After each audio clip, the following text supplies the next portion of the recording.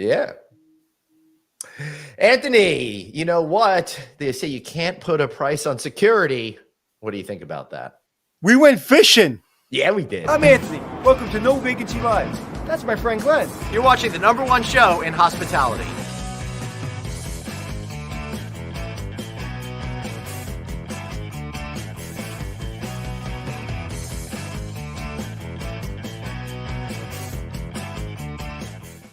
Hey, everybody. Thanks so much for tuning in to No Vacancy Live. That's Anthony Melchiori. I am Glenn Hausman. And boy, that's just another signal. I may have had a lot of fun over the last 9 days, and I got to hang out with you on Friday night, huh? Yeah, well, let me tell everyone. Everybody knows you're a Fish fan. Okay. And for those of people that don't know Fish, it's Phish. Go look them up. They're the most, oh my God, they're like the most sensational band ever. But nobody knows them unless they know them. So Glenn invited me to go to Madison Square Garden and go to a Fish show. Yep. And he said the smartest thing he's ever said. He goes, "You can leave in halftime if you're ready to go." I said, "Really?" He goes, "Yeah, don't worry. I have a friend there. Don't worry. And I'm this is my family Fish, so don't worry about it." Yep. So that was really good because that was my out. I was like, okay, because I don't know if I'm going to last all these hours. It's a long show. So Fish, well, first of all, it was a little bit different audience than I thought. There was less pot smoking than I thought, although I think people took care of that before they got there. Well, I still think it's a lot of vape that was going on as opposed to old school flower. Yeah, but go on. And there was not a lot of tie-dye shirts, which I was surprised with. It was a little bit more preppy than I thought it would be. It looked a little bit more like the way I was dressed. I was pretty surprised. A little younger than I thought. Yeah, people are actually younger now, although most of us are in our late 40s and 50s, it seems. Yeah, but you were kind of like we were the older ones there, although there were older people. Yeah. But anyway, and let me tell you, I don't think we spoke about it over the weekend. I love jams, right? I love guitar, jamming drums. I love light shows. It was a great experience. The music was great. The jamming was great. The environment was great. Everybody was happy. I loved it. I don't want to do it like show after show. And I didn't want to do the full show. I did a half a show. Yeah. I did 2 hours and I enjoyed every second of it. Good. Well, I'm glad. I'm so happy that I was able to bring you and share something like that with you because, it's it's such a big part of my life getting out there and being with friends. I did 5 of the 7 shows that they did at Madison Square Garden. So I was there for 10 sets, but you made it through 1. So not only made it through 1, but you genuinely liked it. And I could tell. And I could tell you're not just saying that for the benefit of the people who are listening because I could see you during the show enjoying it. Yeah. No, and if my daughter was in the city, she was doing The Great Gatsby. If she wasn't, if I didn't need to go get her, I would have stayed. But it was absolutely fantastic. I've never seen so many people with bad rhythm, though. I got to tell you something.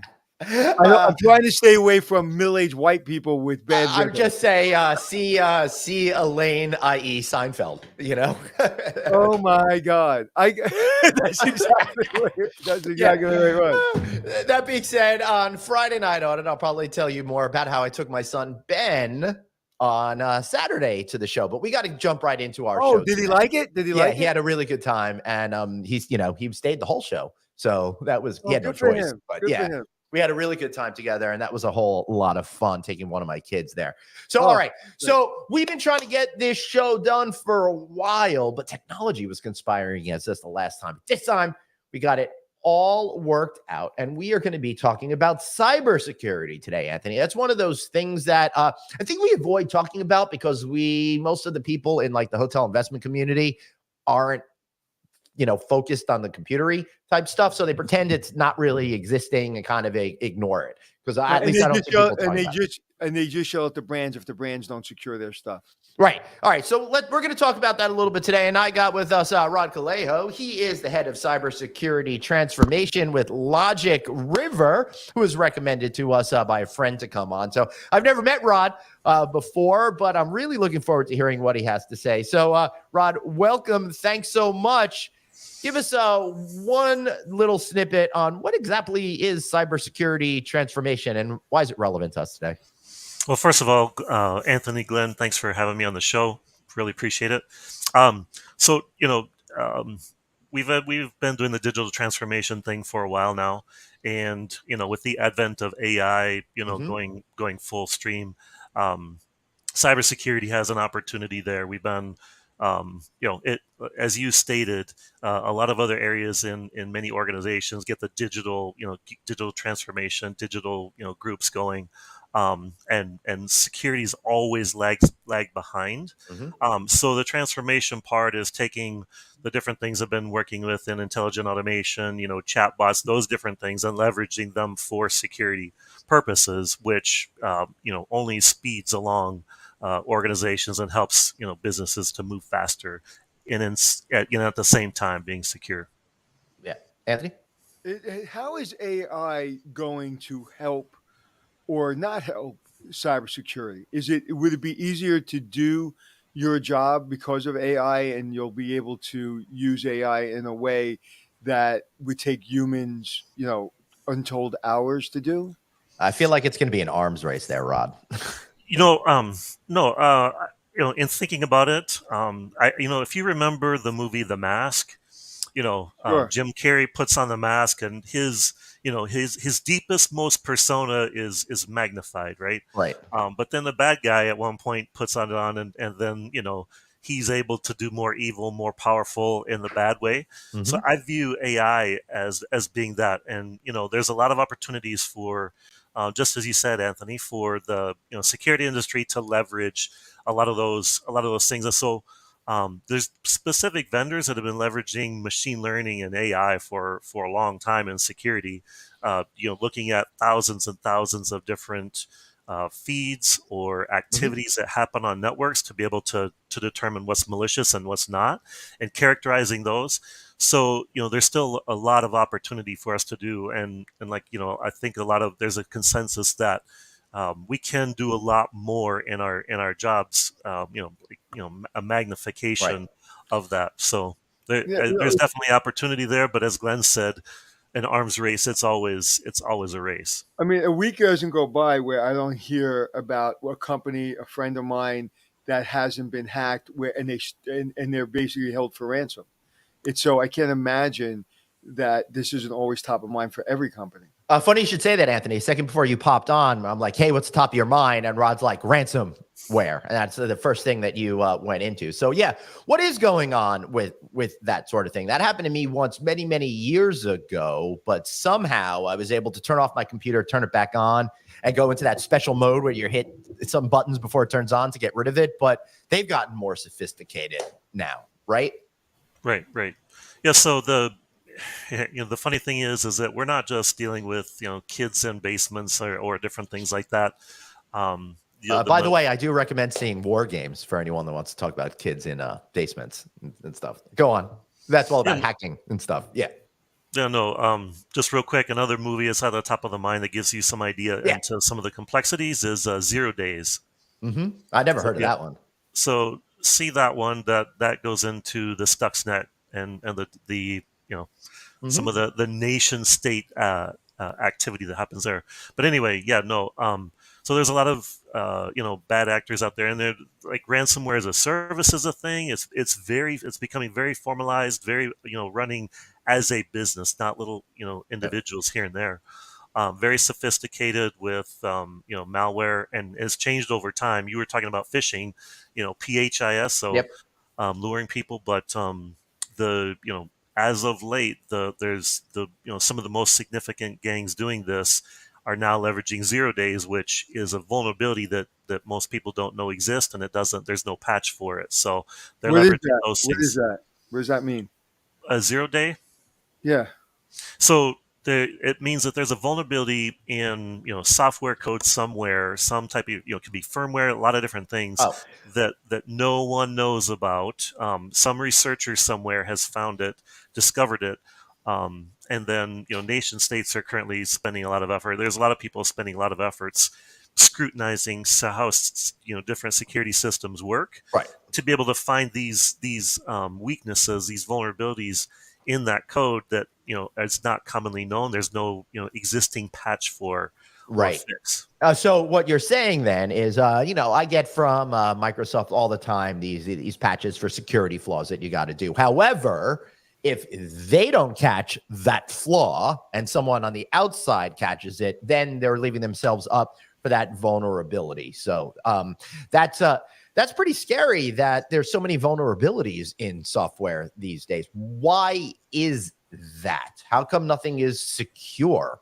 Does it have to do with going back to the ye olden days, or is it just the nature of programming? So, I think a lot of businesses are under pressure to, offer products and services as fast as possible, be the first to market. And there's additional checks and balances that, in designing a mature, delivery system to push your software out. Without doing that, you're most likely going to push vulnerabilities out to where they're public. That makes sense, because it seems like they deliver product all the time before it's finished. And my kids who are studying computer science and stuff like that talk about this all the time, that they get it out there and then you have to finish it. Not only that, Rod, but you know better than me, but from what I understand from what my kids tell me is they take chunks of code from third-party sources or whatever, so you don't have to rewrite the whole thing. So there may be a flaw in there that just kind of proliferates throughout the world, right? That's exactly right. And dropping back to the AI, so you have programmers. My brother is one of them. You have developers out there leveraging ChatGPT and other things to build their code to help it for them.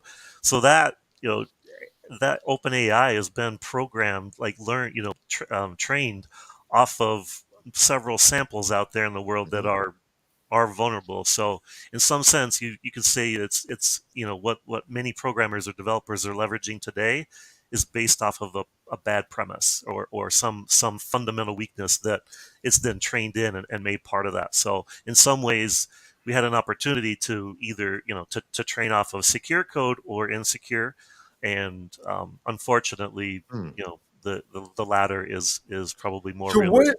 So what does your company do exactly? So I'm a security consultant for several different organizations.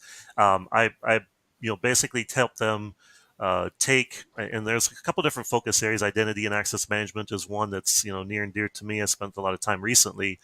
Has a lot to do with the hospitality industry as well. We could talk about door access and different things like that.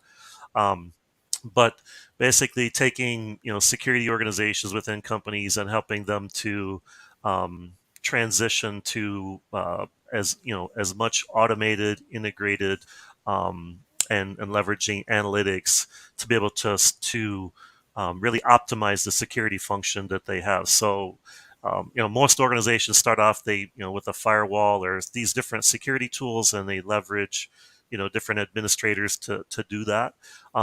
And so many different organizations need something to tie them all together, a common, you could say, backbone or security engine to be able to have a lot of those processes harmonized and orchestrated across the entire organization. How often do you get calls saying, "Oh my God, Rod, I've been hacked.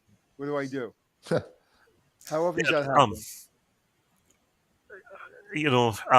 Hopefully, I prefer to go in before that. There are those calls, and oftentimes, a lot of the big organizations, they already have some type of organization on retainer. That there's a few different ones out there that say if we do suffer a breach, we have we've leveraged this company, we have a contract with them, they get all the paperwork signed up front, so when that happens, that company comes in very rapidly. We don't you don't have to determine any contractual language, any of that stuff. You go right into the triage and all that. So I was sitting on the board, and the company I worked with got hacked, and I learned talk about the program that is basically allowed, where I don't know, it's called the ransom program, where if I show you that I have a vulnerability, excuse me, that I showed a vulnerability of your company, but I don't take the data, I don't say I have this data, you better give me money, but I said, listen, this is a vulnerability. I can easily go in there right now and take what I want. That's one program. But then there's a different program where people are holding you for ransom and you pay and to get all your information back. And that's illegal, right? So can you talk about those two, the differences? The differences between, you'd say probably maybe a white hat or somebody that's like a penetration tester. Right. Exactly. Like if I'm a person, I'm like, hey man, I can penetrate your system. Okay. Give me $15,000, right? As opposed to somebody says, I have 50,000 names of your Uber drivers. Give me, $1 million. Right. Okay. Good. Good question. So, there's different organizations out there that provide those types of services. So, and I'd say best practice is getting to a place where you're attacking yourself, the same way that external organizations would. You're leveraging the same tactics, procedures, and there's rules of engagement that have to be done. But that's best case, and then it's if done correctly. There's collaboration between the those entities that are acting in that attacker mode versus the people that build the systems, secure the systems as a learning and training opportunity for them as well. Um, Organizations that are, I'd say, the most mature have some type of bug bounty, as you're referencing, where hey, if you discover something in our code that's insecure, let us know, and if we validate it, we'll pay you some form of money.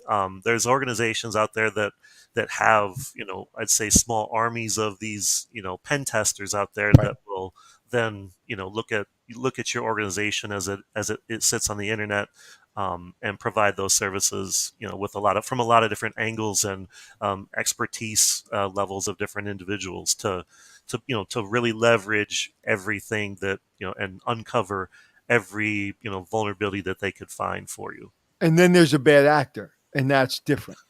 Correct. Yes. So those are, and like getting specific to ransomware, it started out. There's been an evolution. So it started out where they encrypt your files, and they pay you, right, or you have to pay them to get it back. Over time, that's evolved, and they're now leveraging different things to where now there's a lot of data exfiltration that takes place, so that they have they encrypt the copy that you have, but they take as much information as they can that they think will be damaging to you.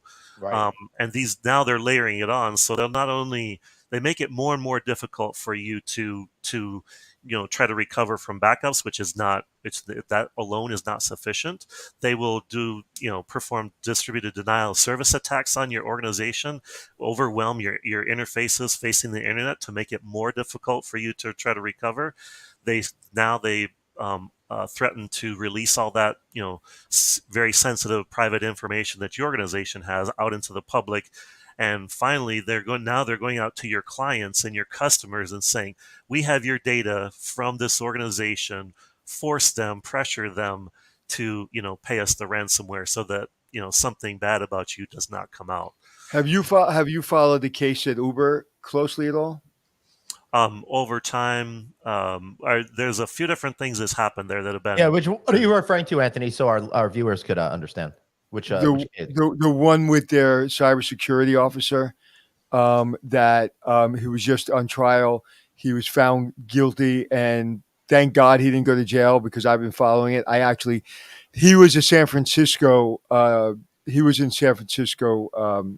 office, working for the DA, and he solved the first cybersecurity issue back 25 years ago. And I happen to know him through a friend, and he is one of the greatest people you ever meet. He worked at Facebook, he worked at Uber, he worked at PayPal, and he was on Obama's cybersecurity team, and one of the greatest people you'll ever meet. And he was basically, because Uber didn't back him up, he was tried and unfortunately found guilty of not telling the federal government that there was a cyber attack, and I guess they put it under the ransom program, where it was really not a ransom. But the judge realized after 350 letters to the judge that he's a great person, and he was basically that he was taking the fall for Uber, and he got community service, and he's now flourishing, and he's great. But anyway, did you follow that? And I know everybody was really nervous about that. Yeah, there's over the course of your career, and there's a lot of people that get put in pretty difficult positions, and the security, so even the code of conduct, code of ethics for some of the certifications say, accurately portray risk. Don't inflate it to the point of fear, uncertainty and doubt, and don't dismiss it or downplay it. You just give an accurate reading. So oftentimes, we in the security professionals point out these things, and sometimes they're pretty expensive to or complex, complicated to address. And so depending on the organization, the appetite, even it can get into funny things, that even org structure where security reports into the organization, how much that voice, or if that voice gets muted as it moves up the chain, etc. So there's a lot of different, and obviously in this particular case and instance, there's consternation in the, with a lot of people, because we need to be, we need to be responsible. We need to, portray it as it is, and be accurate. And sometimes that's a hard message depending on the situation. And it can put, kind of a conflict of interest depending on a few different variables. And so, when security professionals find themselves in those positions, it can, depending on, as you might imagine, a lot of different variables of how some of those things transpire. Yeah. In this case, real quick, and then we'll move on. There was 50,000 names apparently that were taken by this hostage, taken hostage, and they released it, and they paid $100,000 or $200,000, but they didn't notify, apparently, allegedly, the government that this happened and put it under the ransom program. And what everybody was up in arms about was one guy was taking the fall for Uber. Where was everybody else? How can you put one person on trial when that's 27 people he's reporting into, but he took the fall? So I watched it extremely closely and was really, really happy when he wasn't vindicated, but that people understood. The judge said, "Where is Uber? I want Uber in this trial. I don't want one person. This is an Uber problem, not a one person problem." Anyway, didn't mean to go off on a tangent, but I found that really fascinating because I know nothing about your world. So learning about your world through this case was fascinating. Yeah, it's all super fascinating, Rod. And I was going to ask you a question about, hey, why not just back everything up so you don't have this problem? But in talking to Anthony, you said that that's not the best solution. Why? Because at least for me here, for my business, it's just fine because everything's in the cloud, or I already have stuff on backup hard drives. I can just blank out my computer and start over. Or maybe I'm crazy. I don't know. Why is it different for me versus major companies? So for individuals, obviously, there's maybe you have emails that you would prefer that you don't aren't exposed to the world, etc. Major organizations have the same things, and most of the time, you just want to protect you want your files back, and probably some of those understand other things aren't as significant. But for organizations, like I said, those layers of the ransomware now that are all designed to make organizations pay, that's very different. And so Anthony might be a customer or a guest of any major hotel brand. His information, I think in the previous program he said, it'd be great if I have all my preferences detailed out, so when I check in, how every time I engage with the organization, the hotel, that they know all those. Well, what does that look like in an attacker's mind? How could they leverage something against you? So it's all those preferences where they would say, hey, Anthony, we have this on you from this organization. If you don't want this out, then you need to go tell them that to pay the ransom. But these people are trying to shake you down for money, and we're a couple of New York guys over here, and we know if you fall prey to being shaken down once, you're going to be shaken down again and again. And what's to prevent them from not releasing that stuff anyway? Yeah, in some cases, you don't get the keys back to decrypt your files, and sometimes, they try. It's kind of funny because you're dealing with these people or these organizations that are, seemingly for many of us are terrible. We would consider them terrible individuals, terrible groups, terrible people, right? Yeah. And then they also they have to maintain some type. If they said, if it became that every type of ransomware attack you pay, you don't get your files back, nobody would pay. So they have to have some type of reputation at least, balancing this. Like, no, that's we're hysterical, honest but I get people. exactly what you're saying. Right. It's like somebody putting a gun to your head, and after they take the gun away, it's like, oh my God, why'd you put the gun in my head?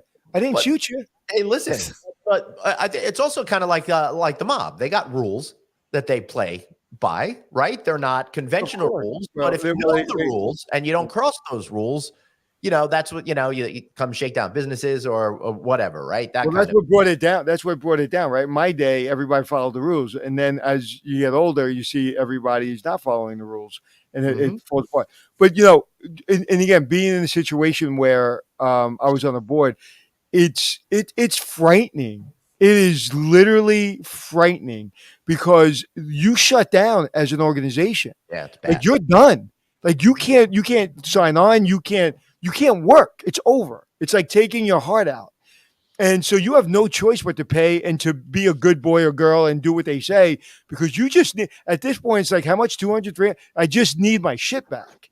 And I saw a big organization, and it was frightening. But I will tell you, the people at that organization, the president was so cool and chill and handled it beautifully. And another thing is, you don't want it to get out. That's another thing, right? When your whole organization shut down, but then you don't want people to know that they have your stuff. So it's really, it's pretty frightening. Yeah. So, it's a common thing, but encrypting your information as much as you can while it's in transit, while it's stored, that is the biggest protection that you have. So in the event that, attackers, ransomware gangs do get it, it's encrypted. They don't have access to it. They don't, you take a lot of that leverage away from them, or all of that leverage, or I say a lot rather, away from them, and don't let them do that. So, we have a question from a guest that I think I sent it to you, Glenn. What percentage of these cases you're seeing is international versus domestic here in the United States? Well, most of the these gangs that are doing ransomware today reside in a non-friendly country to the United States, at least for the ones that happen in the U.S. And are protected by those nation states. There's no extradition. You can't, we can't. Right. They're out of reach. So most of them are international today. Yeah. Wow. And there's nothing you can do. I understand. There's a lot of out of Russia, for example, and that sort of a thing. Yeah. So there's no way. I mean, you can do. Wait. If Putin finds out that somebody was hacking America's computers, he wouldn't put them in jail right away. Go figure. Oh, thanks for the good laugh. Hey, I got one thing for you. So I did at one point I captured a screen of a placard sitting on the desk in a hotel. It says, "Dear guests, please be advised that connecting any device to the television via the HDMI ports will cause the entire hotel system to crash. Therefore, we ask that you only use Chromecast built in to cast from your device and do not connect any other device through your stay. We apologize for any inconvenience this may cause, and thank you for your cooperation." So, if you've had kids, you say, don't do that. I'm tempted to go right now and try it. Right. So, segmentation of networks, isolation, those types of things. Anyway, that was something very specific, to your world that I thought was for sure. Rod, could you give us a couple of other quick tips on what hoteliers should be doing? Not the giant major brands, but the people that actually own the hotels themselves. What are some steps that they could take to protect themselves and not rely on the franchisor to do everything for them? Sure. So,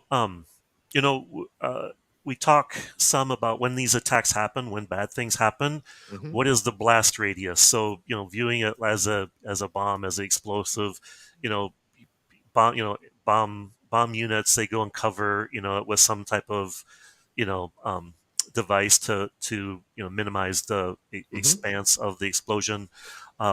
In security, in networking, we need to do that as much as we can as well. So segmenting the people that are normally going to get phished from your your backend, your databases, a lot of your servers, and build in the terminology these days is zero trust. So every time you need to access something, you again prove that it's you and not some malicious attacker getting weaving and tunneling through your network to get to the the really important databases and backend systems that you need to that you're most concerned about. And doing that segmentation of having making sure from this example, making sure that your guest different layers, so your guest, your hotel workers and the backend systems have layers that you need to go back and forth between those. And like I said, okay, go ahead. Would the guest internet system be completely separated and different than the system that has to run the hotel and the TVs and all of that under ideal circumstances? Like, I don't mean just split it. I mean like two separate things that don't ever come together.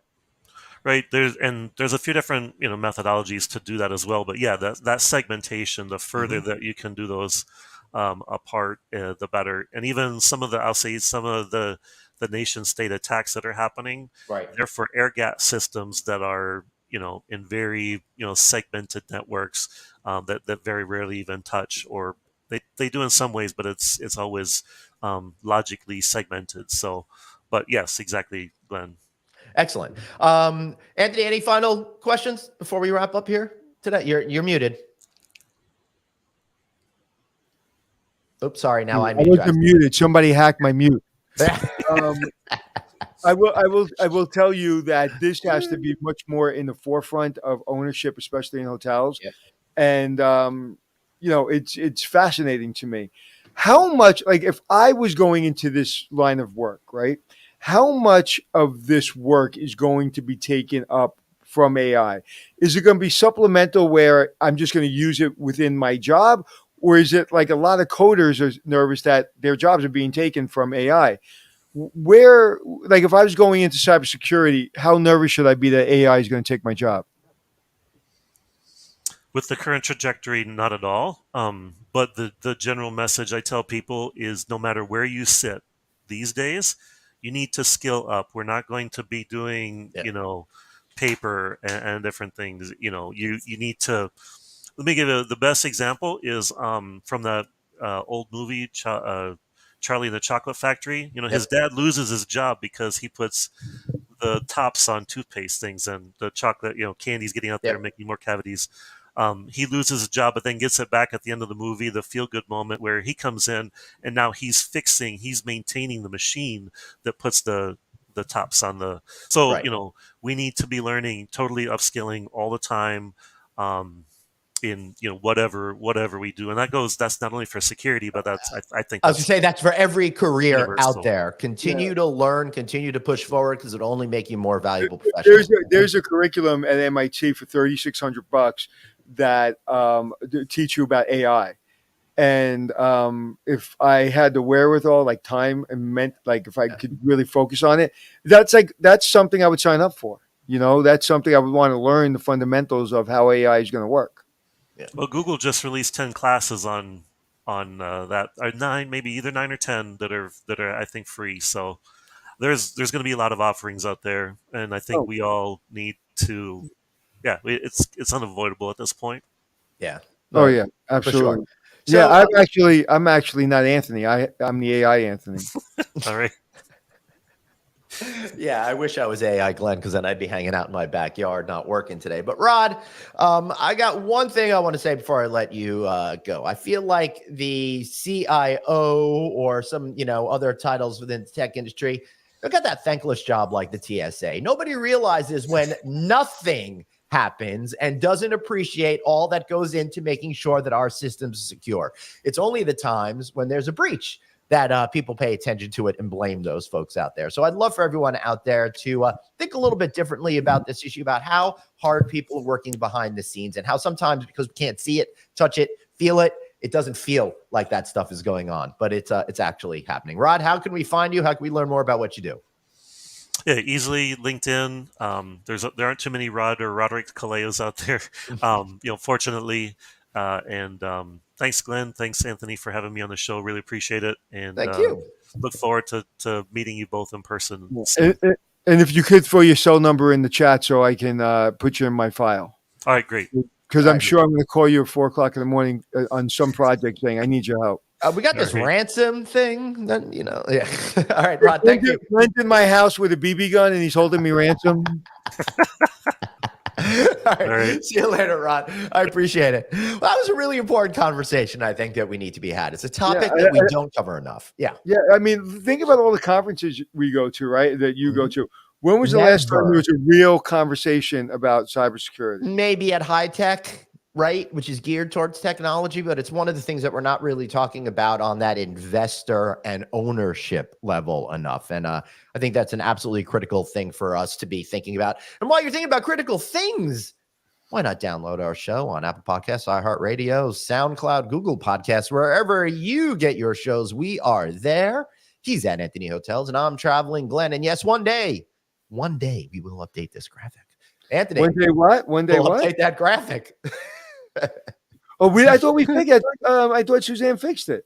No, she didn't have time. I'm just giving her crap, even though she has no reason to feel that way. All right. Anyway, everybody, thanks so much for being here. We'll be back tomorrow with another new show. Remember, you've got one life, so blaze on, and be kind to yourself. See y'all later.